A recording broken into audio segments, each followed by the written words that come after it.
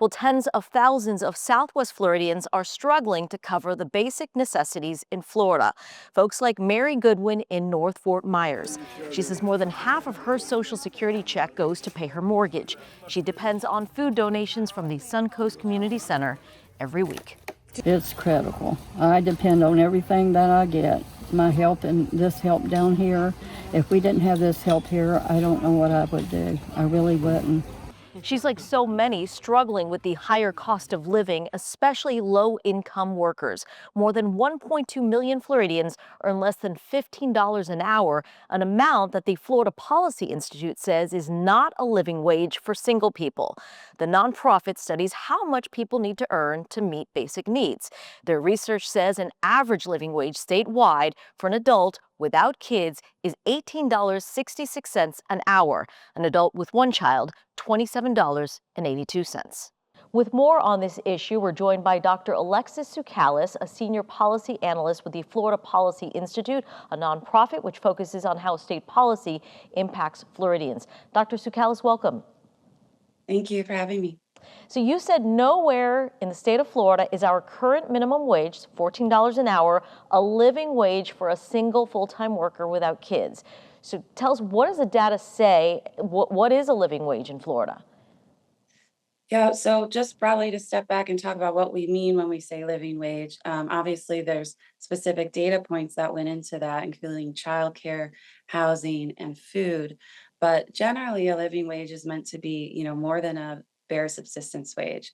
It doesn't include emergency funds or savings, but includes enough that you're not going to be housing or food insecure, in for the most part.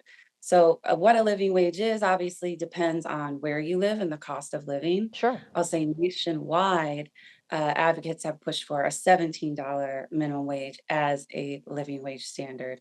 But when you look at Southwest Florida in particular, looking at like Lee County, for example, $14 an hour is over $6 an hour less than what a minimum a living wage is for a single worker. So let me repeat that. So for example, in Lee County, if you are a single worker working full time, you don't have children, and you're earning the minimum wage, really you need to be earning at least $20.70 an hour to be anywhere near a living wage.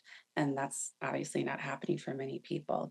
In Collier, that's $18.28 an hour, Hmm. so a little less, but still, you can see that significant hourly gap between what a living wage is and the minimum wage. And that's just someone who's single and doesn't have children. Now imagine if you do have one child, two children, three children, it's going to get, of course, much more expensive for you. How many people in our area are not making a living wage? Well, in Florida in general, so there's at least 1.2 million people who are making less than a $15 minimum wage, which we know is still not living wage in many places. And as far as who was going to benefit most directly from this $14 bump, we know in Florida that's over 800,000 people. That's a significant number. Now, when you look at Southwest Florida in particular, uh, Lee, Collier, and Charlotte counties, for example, for most of them, at least 10% of their workforce was making less than $14 an hour before it went up September 30th. So, it's a significant number of people. Dr. Tsoukalas, which group of people are really struggling with this low pay? A lot of folks would assume that maybe it's, minority groups that are not earning a living wage. Is that the case? I'll say it's generally minority groups who are relegated to low wage work more than their peers, and that's due to historical policy decisions. That's certainly true, with obvious exceptions, especially when you start to look at the intersection of that and their immigration status. But when we're talking about who is actually earning less than $14 an hour, our new minimum wage, it's actually the majority are people who are white, Hispanic, and under 40 and women. Not to say that Black and Brown folks and men and over age 40 people are not going to benefit from this, but those are the four groups who, in the majority of them, are earning under, what our minimum wage was. Why should people care about this issue? If somebody's earning a lot more than minimum wage and they're doing fine, is there really any impact to those who are not struggling? It's a great question. I will try to keep it short. There are huge societal implications.